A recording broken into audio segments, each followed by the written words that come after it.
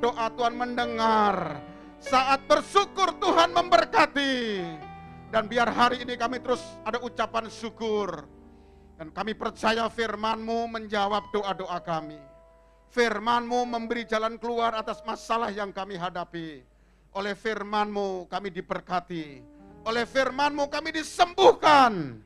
Oleh firman-Mu kami dibuat semakin kuat. Engkau sudah urapi hamba-Mu. Engkau sudah urapi kami semuanya. Berbicaralah Engkau sekarang Tuhan. Dalam nama Tuhan Yesus Kristus kami berdoa.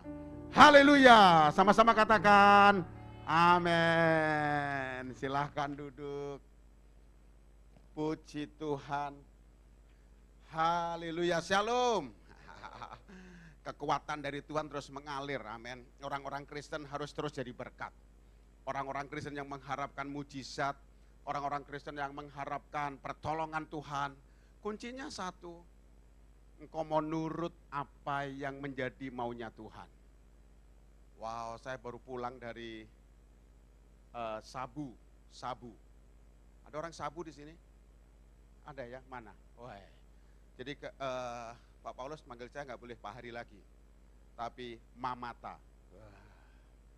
Karena nama Sabu saya Mamata. Saat dikalungin apa namanya itu kain sabu. Jadi kasih nama Mamata, Sang Surya katanya, pembawa terang. Wah berat banget ini namanya ya. Kota ini tidak boleh diulang, Sabu aja. Kalau sabu-sabu bahaya. Di Sabu kemudian di Soe, ada orang Soe? Ada ya? Soe atau Soe namanya? Soe ya, bukan Soe ya. Di Soe kami buat sumur. Kami bor tanah di sana karena kering ya di sana ya. Tapi pemandangan dahsyat banget. Ya, kami bor tanah, keluarkan air. Jadi setiap satu desa ada beberapa sumur di sana. Orang-orang Kristen harus jadi berkat hari-hari ini. Ya, gak usah pusingin masalah ini akhir zaman apa enggak ya Pastor. Ini perang Rusia, perang ini akhir, gak usah dipikir. Yang kita pikirkan adalah bagaimana hidup ini jadi berkat. Bagaimana setiap orang melihat hidupmu, mereka memuliakan Tuhan. Ini yang penting. Kapan Tuhan datang terserah. Ya, kalau engkau orang-orang Kristen menginginkan, merindukan mujizat, mujizat yang harus kau alami adalah ketika orang lain melihat hidupmu, mereka diberkati. Itu mujizat. Engkau lewat, orang lain diberkati. Engkau datang ke sebuah rumah atau ke tetanggamu, engkau ngobrol dengan mereka, orang yang punya masalah tiba-tiba dapat jalan keluar, itu mujizat. Jadi selama ini yang engkau anggap mujizat adalah engkau sakit, engkau sembuh, itu biasa. Tuhan memang lakukan itu. Buat siapa? Buat semua orang. Orang-orang yang tidak kenal Kristus saja mencari itu. Kalau kita terus mengejar berkat, sakit, sembuh, nggak punya uang jadi punya uang, kemudian rumah kecil jadi besar, mobil satu jadi dua, orang dunia juga nyari itu. Mujizat buat kita adalah ketika orang lain lihat kita, mereka diberkati. Wow, tepuk tangan, haleluya. Jadi kalau engkau sementara ini hanya terus, kapan saya sembuh Tuhan? Kapan saya berubah Tuhan? Ekonomi saya kok gini-gini terus? Orang dunia yang gak kenal Kristus juga nyari itu. Kalau pergumulanmu sama, terus apa bedanya dengan mereka? Hari ini, dengar baik. Ada sekelompok orang atau banyak orang mengikut Yesus. Dan hari itu hidup mereka kekurangan. Hidup mereka kekurangan. Wah ini khotbah yang gak populer, biarin ya. Oke. Ini khotbah gak populer ini. Kok ikut Yesus kekurangan? Ini Matius pasal 15. Matius pasal 15 ayat yang ke-32 mulai. Matius pasal yang ke-15 ayat 32. Siap-siap ini ya. Ingin mujizat, amin. Kau ingin mujizat, amin. Ayo dengar ini ya. Lalu Yesus memanggil murid-muridnya dan berkata, hatiku tergerak oleh belas kasihan kepada orang banyak itu. Sama-sama sudah 3 hari, 2, 3. Sudah. Mereka mengikut aku. Stop. Berapa hari? Ikut Yesus, ada makanan enggak? Tuh. kenyang terus. Terlalu kenyang nggak bagus. Nggak bagus terlalu kenyang. Ya, kalau udah kenyang, darah naik. Ya, kepala berat. Langsung boring. Bobok miring. Sudah 3 hari mereka mengikut Yesus dan mereka tidak ada makanan. Saya yakin orang banyak ini adalah orang yang tidak mengejar mujizat. Amin. Saya yakin orang banyak yang mengikut Yesus ini bukan mau dipenuhi seluruh kebutuhannya. 3 hari ikut Yesus, gak ada makanan. Wah, lanjut ya, dengar baik. Oke. Dan mereka tidak punya makanan. Aku tidak mau menyuruh mereka pulang dengan lapar. Sama-sama nanti, 2, 3. Nanti, kalau urusan perut saja Yesus pikirin. Kenapa engkau khawatir urusan-urusan yang lain? Aku gak mau suruh mereka pulang, kata Yesus. Nanti mereka pingsan. Tuh, dahsyat ya. Yesus ngomong sama murid-murid, nih orang-orang ini ikut aku nih. Dia gak mikirin mujizat. Dia gak mikirin makanan, perutnya lapar apa kenyang. Enggak, tapi aku gak tega. Tuh. Ikut Yesus aja dulu. Amin. Ikutin aja maunya Tuhan dulu. Nanti Tuhan lihat kita, aku gak tega. Wah, aku gak tega dia ngontrak rumah terus. Aku gak tega dia jalan kaki terus walaupun itu sehat buat dia.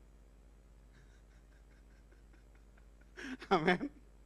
Jalan kaki kan sehat. Darah tinggi jadi turun. Gak hipertensi. Tapi kalau jalan kaki terus ya darah tinggi. Masa jalan kaki terus Tuhan tuh, darah tinggi. Aku gak tega loh.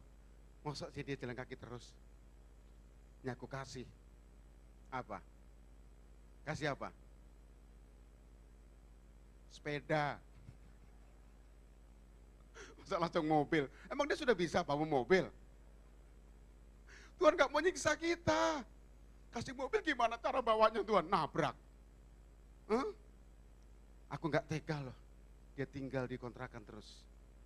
Dia ngomong sama malaikat-malaikatnya. Kat. Malaikat maksudnya.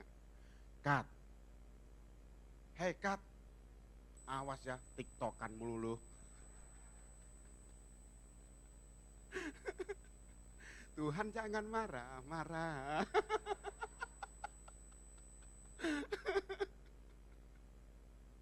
Aduh. Yesus gak tega. Kalau urusan perut aja Yesus pikirin. Kenapa kita khawatir? Amin. Lanjut, ayat 33, dengerin. Kata murid-muridnya kepadanya, nih dengerin ini. Bagaimana di tempat sunyi ini kita dapat roti untuk mengenyangkan orang banyak yang begitu besar jumlahnya. Murid-murid yang lain, senggol temennya. Udah, guru udah mulai rese udah mulai itu, mulai itu. Di tempat yang sunyi kayak begini mana kita bisa dapat beli roti? Peristiwa ini sebelum Yesus memberi makan 5.000 orang. Ya, peristiwa ini. Jadi dia nggak tahu murid-muridnya. Udah mulai nih guru nih. Orang sebanyak ini mau dikasih makan lagi. Di padang gurun mana ada yang jual roti? Duh. Wah, ngeri kan. Kadang-kadang kalau kita mau serius dengan Tuhan ya, ada orang-orang yang resek sama kita. Ya ibadah terus, gitu-gitu aja hidupnya. Terus engkau langsung kelepek-kelepek gitu. Bener Tuhan apa yang dikatakan orang itu. Sama menantu-menantu Nuh waktu itu. Waktu masuk Bahtera, langsung hujan turun atau masih nunggu? Waktu peristiwa Nuh. Waktu mereka masuk Bahtera, pintu ditutup oleh Tuhan, langsung hujan atau masih nunggu? Kalau gak ada yang jawab saya gini terus. Sampai awal Ramadan. Masih nunggu. Terus menantu Nuh terpengaruh. Bener ya kata orang-orang waktu kita bangun Bahtera. Orang-orang bilang apa? Kita ini keluarga gila loh. Dan sekarang terbukti kita gila. Gila kita sekeluarga. 8 orang gila. Di Bahtera hujan nggak turun-turun. Tuh gila kita. Murid-murid Yesus, di mana kita bisa beli roti? Di padang gurun. Tuh pesimis. Doamu sudah bertahun-tahun mungkin, lalu engkau pesimis. Engkau mulai meragukan Tuhan. Murid-murid Yesus begitu. Lanjut 34. Kata Yesus kepada mereka, nah, sama-sama, 2, 3. Berapa roti ada padamu? 7, jawab mereka. Dan ada lagi beberapa ikan kecil, tuh diperjelas ikannya. Saking kesalnya mereka. Yesus tidak menanggapi kata-kata negatif tadi. Yesus tidak menanggapi kata-kata yang enggak beriman tadi. Di mana ada roti? Yesus enggak, oh gitu ya, enggak ada roti. Enggak. Yesus tidak menanggapi mereka. Tapi Yesus tanya, ada berapa roti ada padamu? Loh, Yesus enggak tanya, oh jauh ya belinya, enggak ada tempat ya. Kan bisa online pesen gitu kan. Kan bisa cari jalan keluar. Yesus enggak bilang gitu. Tapi Yesus berkata, ada berapa padamu roti itu? Tuh. Seringkali kita lebih pusing mikirin perkataan orang lain tentang kita. Apalagi yang negatif-negatif. Kita pikirin terus. Seorang ibu jalan, baru pulang dari pasar, belanjanya dibanting-banting semua. Suaminya ngelihat, kenapa mah? Mama kenapa? Bantingin semua barang-barang itu yang baru dibeli. Tempe, nangka, buah-buahan, banting semua. Dia ngadep kaca, dipecah kacanya. Ya, kenapa mama? Aku nggak suka sama tukang tempe itu. Lah, kenapa? Masa dia bilang badanku semakin gendut? Ya ampun. Ya ampun. Suami yang bijak bilang, tenang mama. Orang boleh bilang kau gendut, tapi buat aku kau tetap kurus. Amin. Segendut apapun juga engkau, di hadapan Tuhan tetap kecil. Aduh, karena orang berpikiran cantik itu kurus, itu iklan. Amin, Ma. Gak usah diet, makan. Malam-malam, Ma makan, Ma. Enggak, diet, ngapain? Kau kejar siapa lagi? Aduh, karena orang bilang, cantik itu kurus, itu iklan.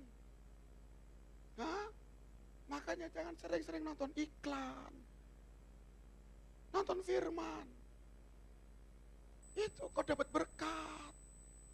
Pecahin semua kaca. Hari itu jadi nggak masak. Suaminya jadi punya kerjaan baru. Apa? Itu nyatuin kaca-kaca tadi. Yesus nggak mikirin perkataan negatif itu. Ini perkataan tidak membangun ini. Di mana kita bisa beli roti Tuhan? Kamu.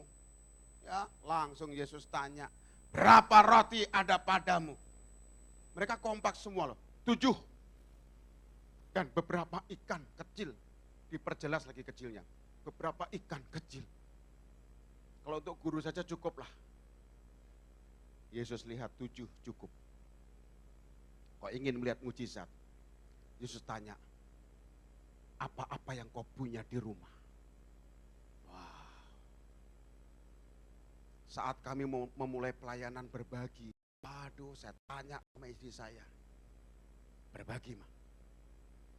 Puji Tuhan dia sambut langsung, gayung bersambut istilahnya. Gayung bersambut, dia gak nanya di mana caranya nanti, berbagi. Masa-masa pandemi, orang-orang lagi PSBB dulu, awal-awalnya bukan PPKM ya, PSBB. Apa PSBB? Pemasukan saya babak belur. Berbagi. Wow, dan heran ya Tuhan tuntun kami bukan hanya bagi-bagi nasi, bagi-bagi sembako. Sekarang saya heran Tuhan bilang bedah rumah. Ya ampun Tuhan, gimana ini? Jadi hasil apa yang kami tabur lewat dapur umum, itu mereka terjangkau mereka. Kami jadi gampang bikin PAUD, setiap RW menawarkan PAUD. Ya, ada PAUD ini, PAUD itu, setiap RW. Dan Tuhan bawa lagi, bedah rumah. Ini kayak acara-acara di TV itu Tuhan, ya. Wow. beberapa kali kami survei dengan teman-teman kami. Dan akhirnya terpilih satu ibu di Jawa Barat. Ya, boleh videonya? Satu aja ya videonya ya. Ya. Wow, luar biasa. Nah, ini istri saya ya. Tuh, kurus kan? Kurus ya. Iya, waktu dulu disurvei Mapan itu udah miring.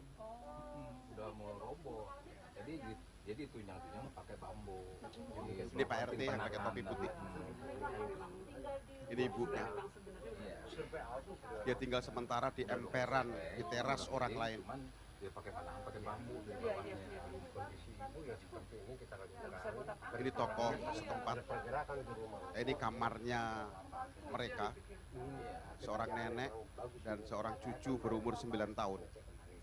Dulu kan pertama kita sebenarnya juga permohonan dari bawah ya, dari sebagai desa juga. Di daerah Jonggol. Dia pada saat itu ibu meminta karena warga kita kondisinya seperti Kami memang telat membangun karena rumah itu sudah terlanjur roboh.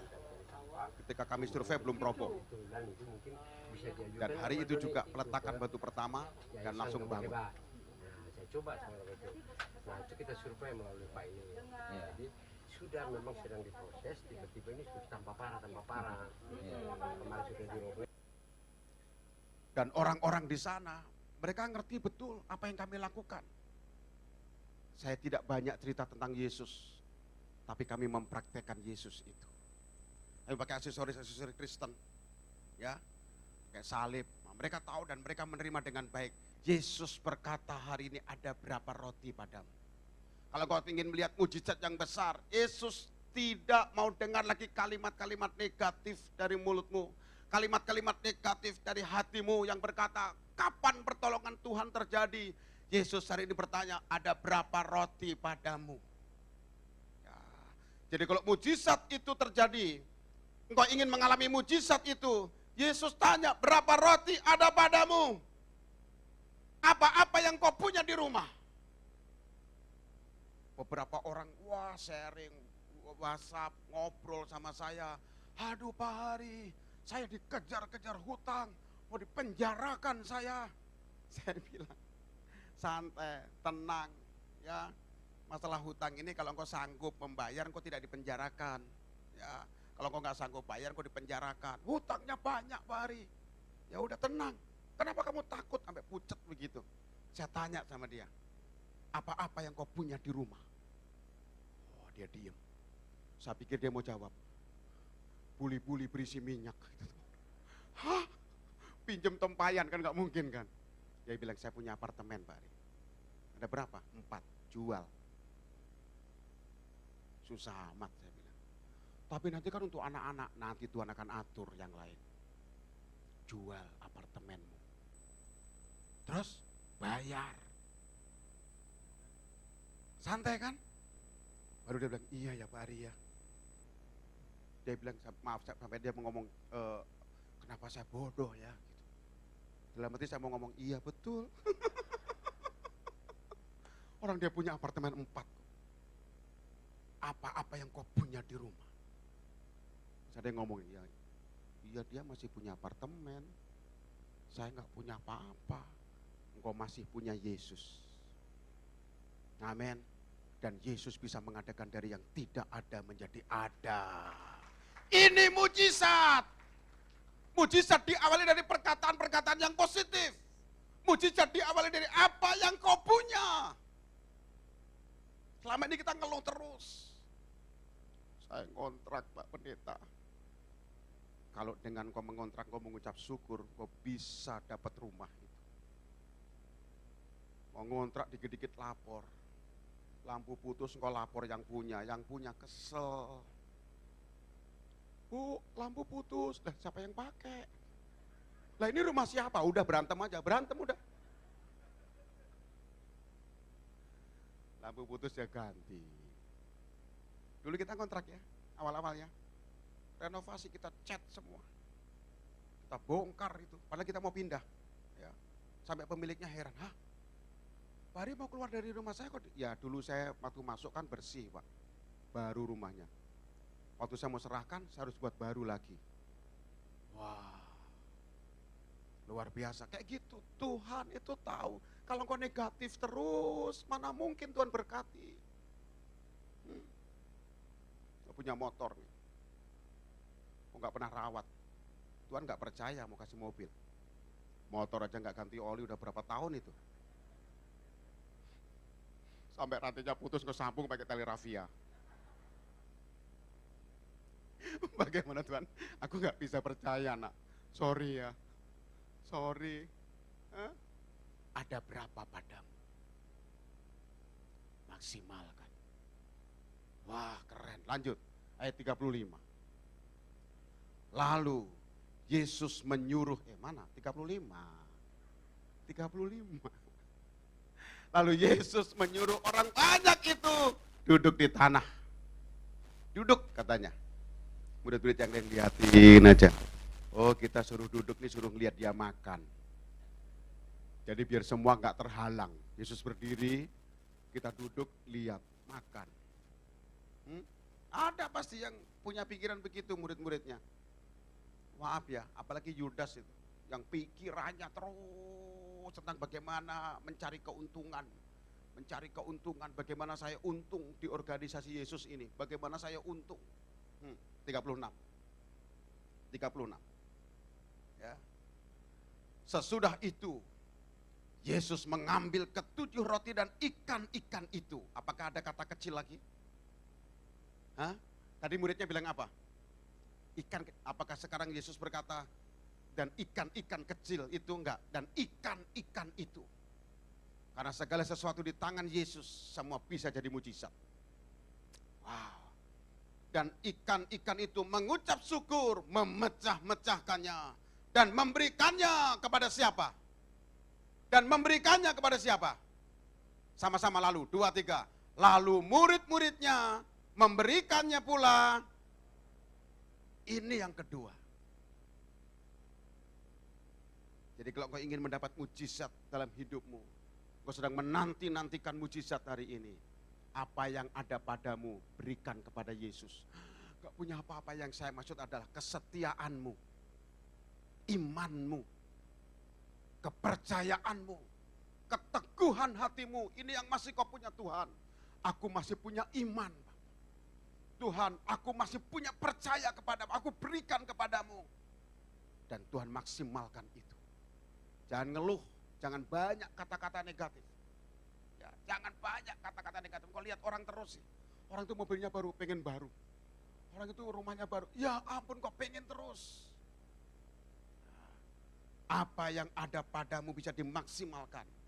Dan yang kedua, murid-muridnya terima roti itu dari Yesus. Lalu diapain tadi setelah terima? Makan atau gimana? Puji Tuhan udah 3 hari gak makan, ya ampun. Orang lain mah nanti aja. Enggak. Dia terima dari Yesus. Dia bagikan.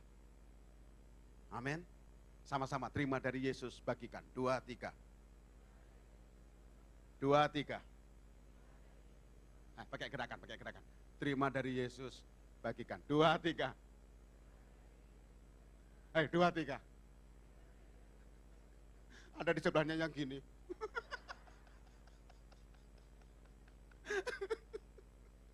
Aduh. Oh, ada di sebelahnya.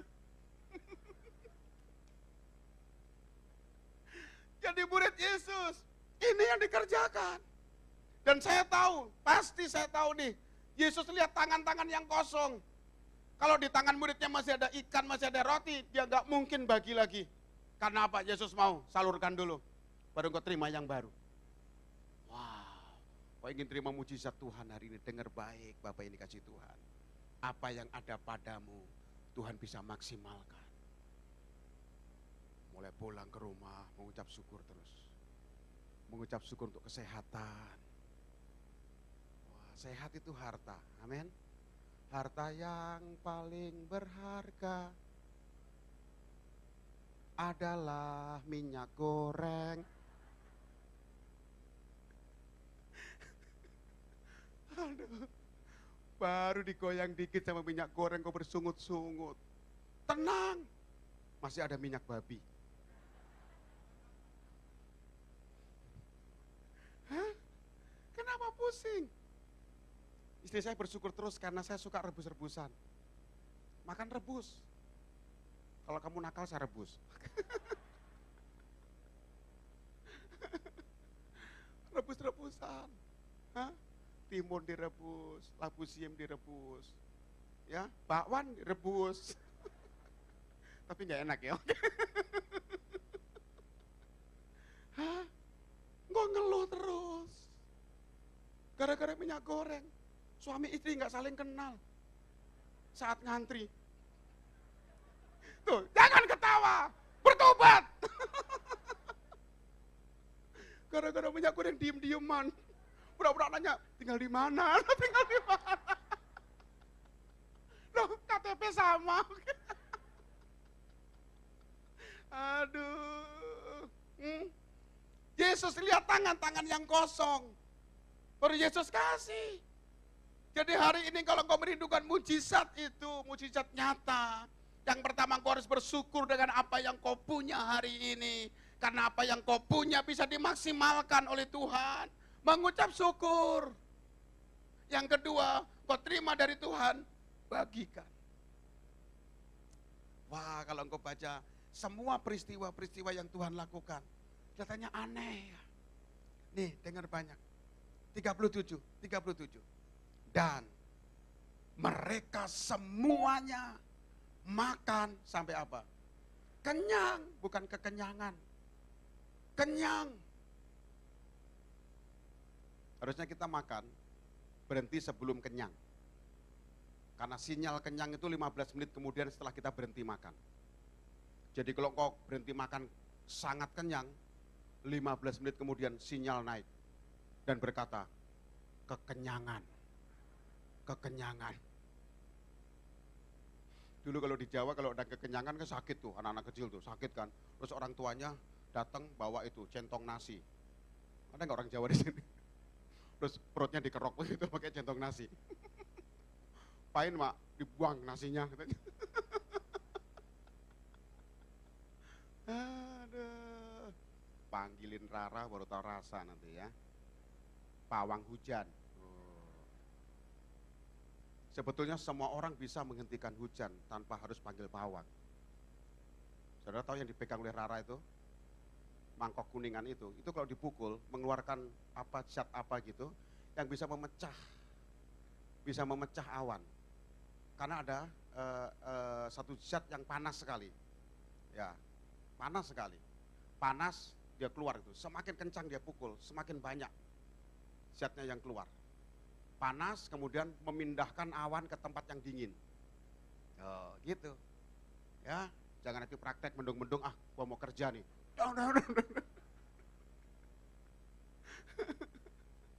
Bisa itu.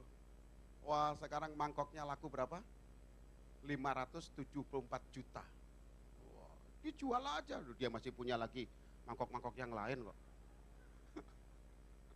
Wah, fenomena yang ngeri ya. Dan mereka semuanya makan sampai kenyang. Kemudian orang mengumpulkan potongan-potongan roti yang sisa 7 bakul penuh. Sekali lagi saya ingatkan, ini sisa bukan bekas orang makan. Tapi sisa karena mungkin ada orang-orang yang khawatir. Dari orang banyak itu ada yang khawatir, takut besok nggak ada makanan lagi. Ada. Makanya saat Petrus bagi, Bu, belum dapat roti? Belum, padahal di tas sudah 4. Tadi dibagi sama Thomas, sama Filipus. Hah? Saat Yesus berkata, kumpulkan potongan-potongan yang lebih. Murid-murid kaget, hah? Yudas senggol, kalau Yesus ngomong begitu berarti ada.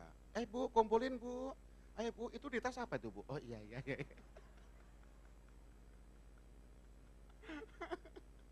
Hah? Sampai 7 bakul.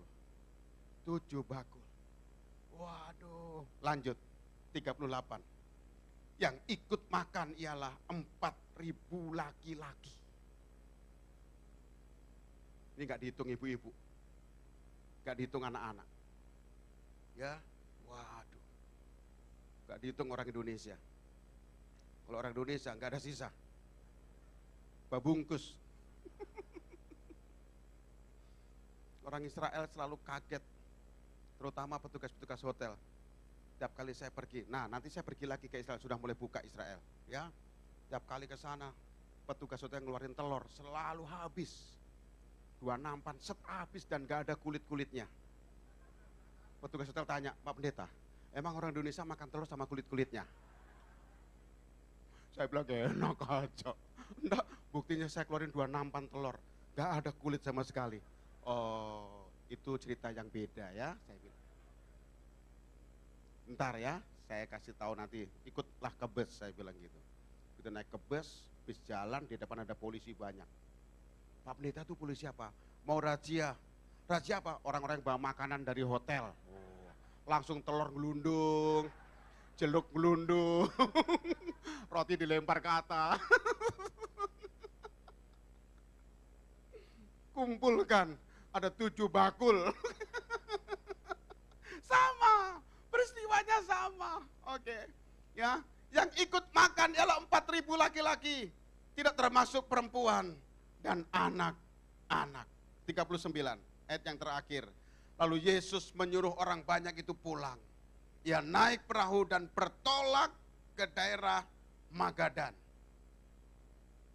Jadi berkat lagi di tempat lain. Jadi hari ini, dengar baik. Yesus sebetulnya bisa saja melakukan ini. Ketika dia lihat orang banyak kelaparan, Yesus bisa saja langsung berkata, duduklah.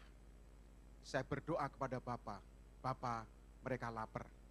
Dalam nama Bapa, kenyang, kenyang, kenyang, kenyang. Dan Yesus berkata, pulanglah. Kamu tidak akan pingsan di jalan. Bisa. Tapi Yesus berkata, ada berapa roti padamu? Yesus mengubah hidupmu. Dari yang mungkin enggak punya apa-apa, langsung punya. Sangat bisa. Ya, Yesus bisa nggak turunkan langsung begitu engkau berdoa, Tuhan minta mobil, kubrak mobil, bisa nggak? Bisa, tapi Yesus nggak mau nyiksa hidupmu. Kubrak, gitu. Terus plat nomor dari mana? Kau ngurus kan harus ada surat jual beli kan? Kok datang ke polisi Samsat, polisi, puji Tuhan dapat mobil baru. Mana surat jual beli? Dari surga langsung.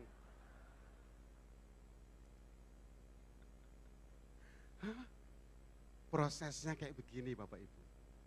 Kalau mau menikmati mujizat, lewati prosesnya Tuhan. Yang pertama, apa yang ada padamu. Yang kedua, terima dari Yesus, bagikan. Engkau diberkati oleh firman Tuhan. Tepuk tangan, haleluya. Terus pemain musik ke sini. Singer, ayo. Udah belajar lagu yang kemarin? Iya, yang saya kirim itu ya. Oke.